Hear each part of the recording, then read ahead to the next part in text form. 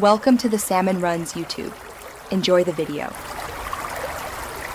You'll start by making sure your iPhone 15 is ready. Update iOS and confirm the model supports always on. Once done, disable low power mode because it purposely turns always on off to save battery.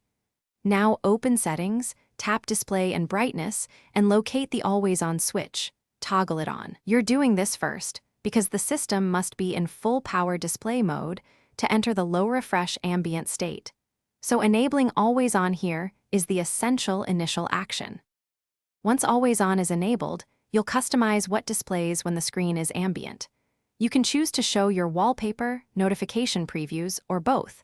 This controls privacy and glanceability.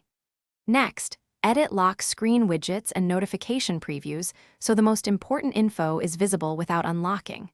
Make sure brightness and auto lock settings are balanced because the phone uses a low refresh. Dimmed panel to minimize energy.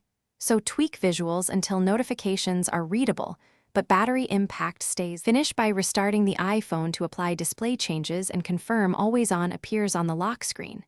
Make sure focus modes, bedtime schedules, or low power mode aren't reverting the feature. These settings commonly disable always on. If it still won't stay on, update iOS, toggle always on off and on, then reset all settings as a last resort.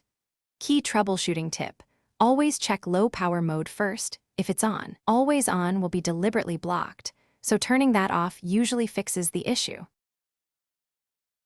Thanks for watching. Consider subscribing if we helped you.